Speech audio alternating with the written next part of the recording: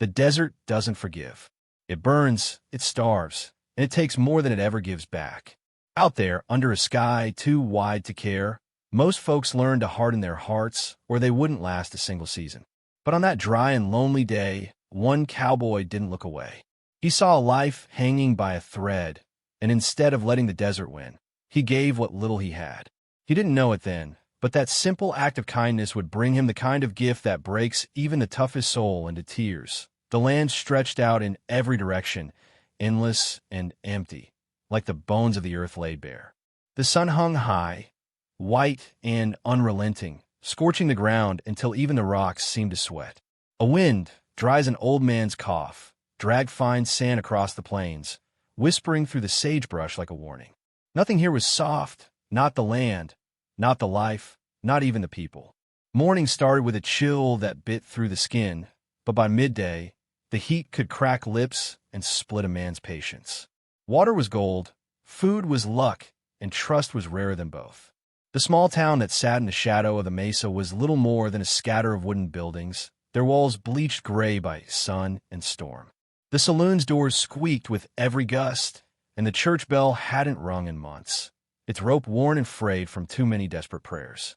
The land demanded more than most men were willing to give, and in return, it gave nothing but silence. But sometimes, just sometimes, it showed its cruel beauty. The sunsets bled fire across the horizon, painting the sky in colors that could stop a man in his tracks, reminding him why he stayed. Out there, in the middle of nowhere, it wasn't just about surviving. It was about finding a reason, however small, to keep going. His name was Eli Carter, though most folks just called him the Quiet One. He wasn't a man who wasted words, not because he didn't have any, but because life had already spoken enough pain for him.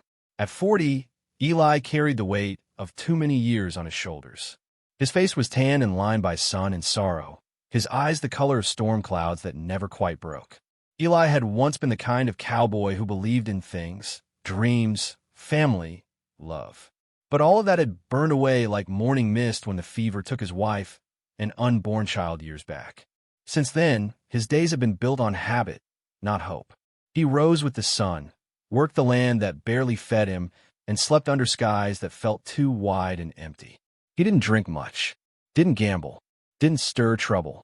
If anything, he moved like a shadow through the town, just a man with dust on his boots and silence in his throat. The kids whispered that he was cursed, the women said he was broken, and the men respected him only because he didn't ask for respect. But under that rough, weathered skin was a heart that hadn't completely turned to stone. Eli still had a way of noticing the small things, a wounded bird, a child's laugh, the way the wind carried the smell of rain even when the clouds stayed empty. He was quiet, yes, but inside him was a man who could still feel deeply, though he'd long forgotten what it meant to let someone see that part of him. It was late afternoon when Eli found her.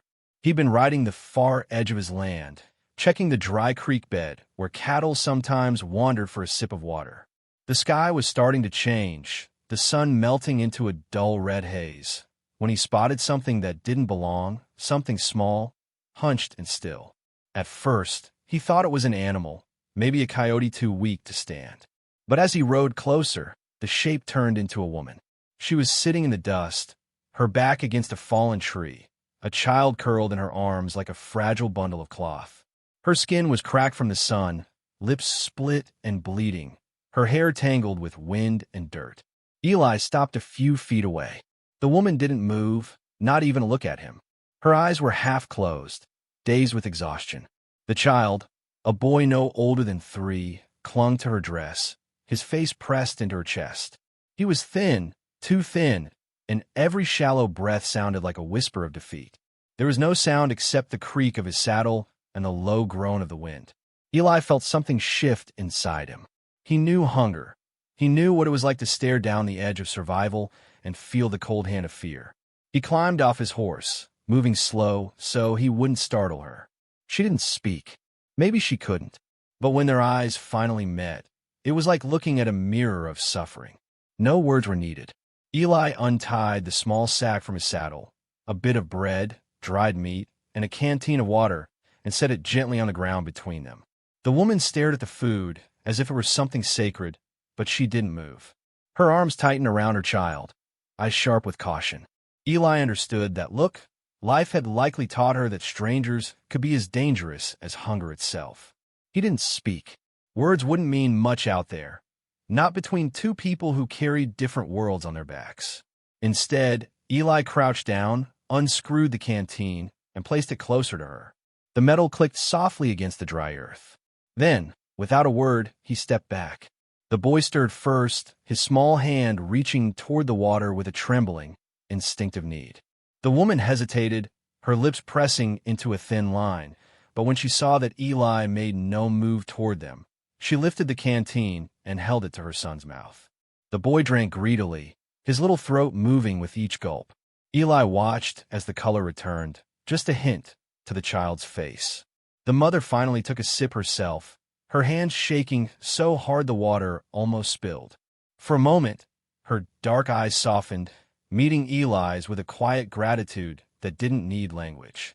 Eli handed her the bread and meat next, setting them close but never pushing. She tore small pieces for the boy, who ate as if he'd never tasted food before. Eli didn't move until she nodded once, the smallest sign of trust, and then he sat down on a rock nearby, keeping a respectful distance.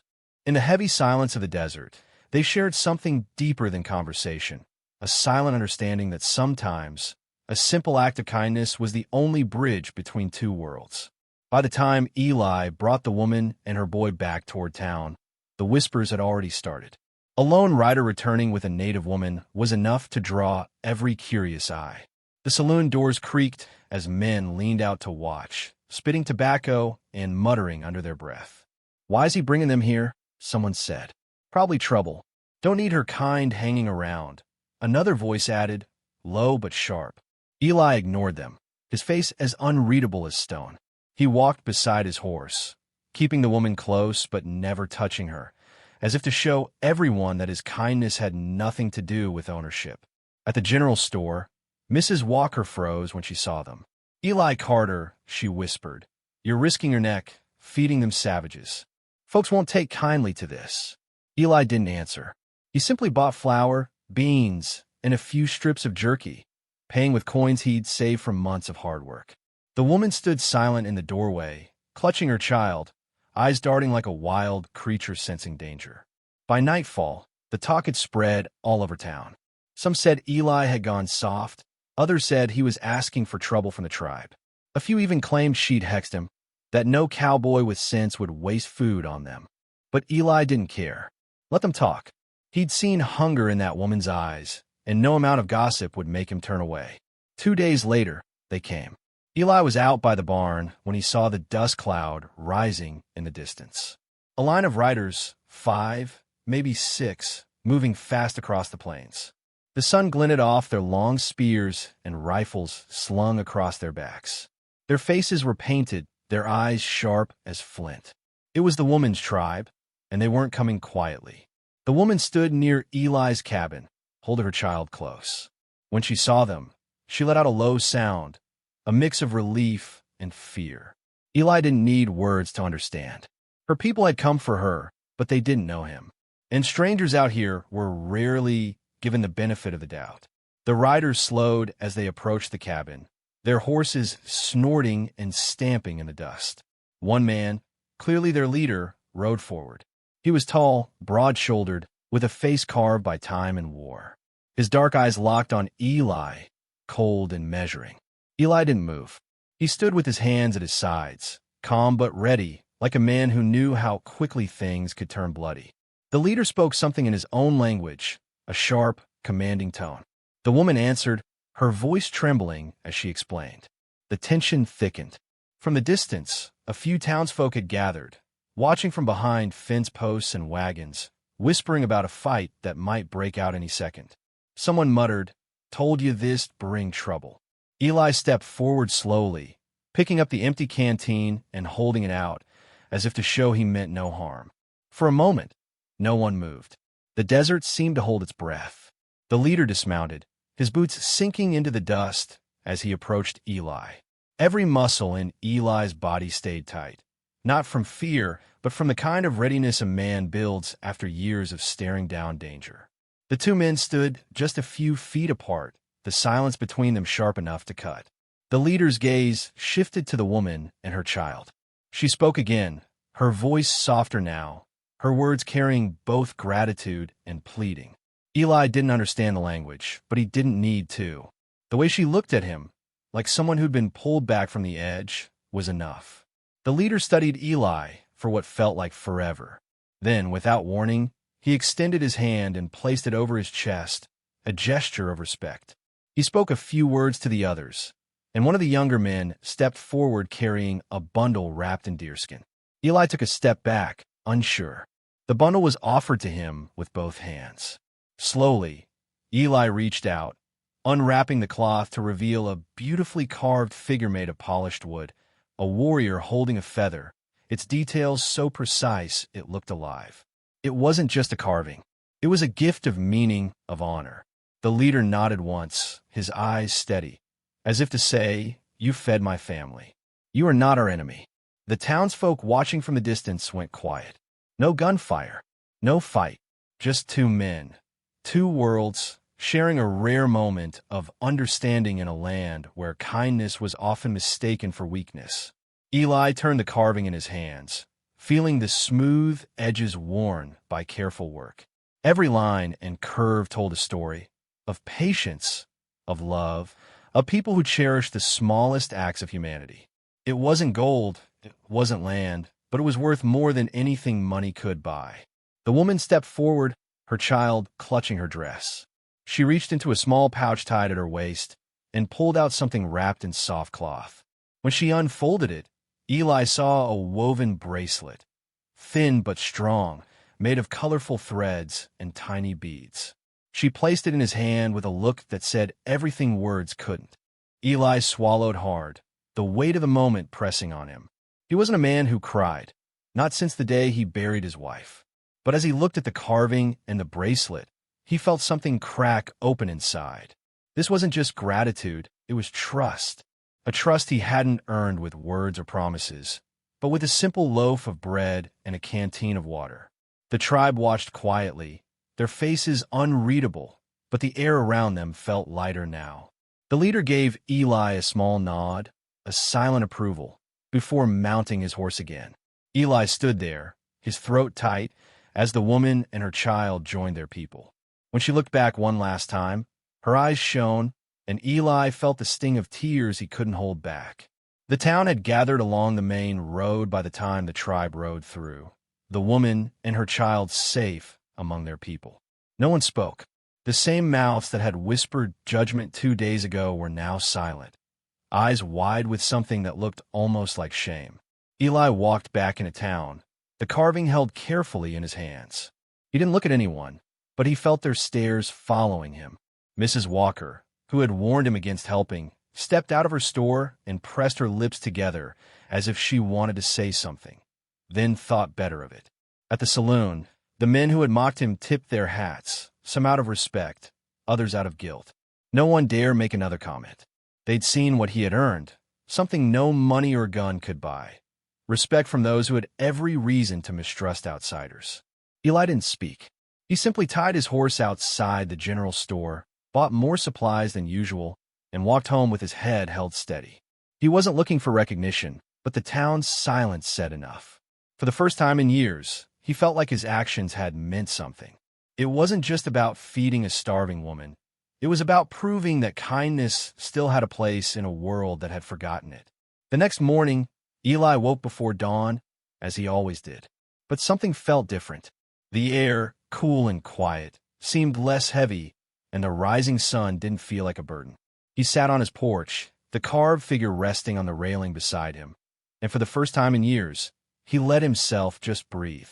He thought about the woman and her child, now safe with their people. He wondered if they would remember him, not as a cowboy, not as a stranger, but as someone who had tried to do the right thing when it counted. Maybe that was all any man could hope for in this life. The bracelet she had given him was tied around his wrist. He ran his rough thumb over the beads, feeling a quiet strength in its simplicity. It wasn't just a gift. It was a reminder that even a small act could ripple outward, reaching hearts you never meant to touch. When Eli rode into town later that day, the people didn't stare the way they used to. A few nodded respectfully, and someone even called out, "Morning, Eli," with a tone that held no mockery. He didn't respond with more than a nod, but inside, something shifted. He felt less alone, less like a ghost walking through a world that had forgotten him. That evening, as the sun sank low, Eli sat by the fence line with the carved warrior in his hands. The sky was painted with streaks of orange and gold, as if the desert itself had softened for just a moment. He traced the lines of the figure, thinking about the hands that had shaped it, the meaning behind every cut and curve. The wind rolled across the plains, carrying the faint smell of sage and dust. It also carried something else, a memory. He could almost hear the laughter of the child, light and pure, as if the sound had stayed behind even after they'd ridden away. Eli placed the carving on the fence post, letting the last light of day touch its surface. It stood there, proud and still like a promise. For years, Eli had lived with emptiness, carrying the ghosts of his past like a weight he couldn't set down. But now, that weight felt lighter, as if kindness had given him a way to breathe again. He stayed there until the stars began to show, each one like a quiet witness to a story that would never be told in books or songs. It didn't need to be.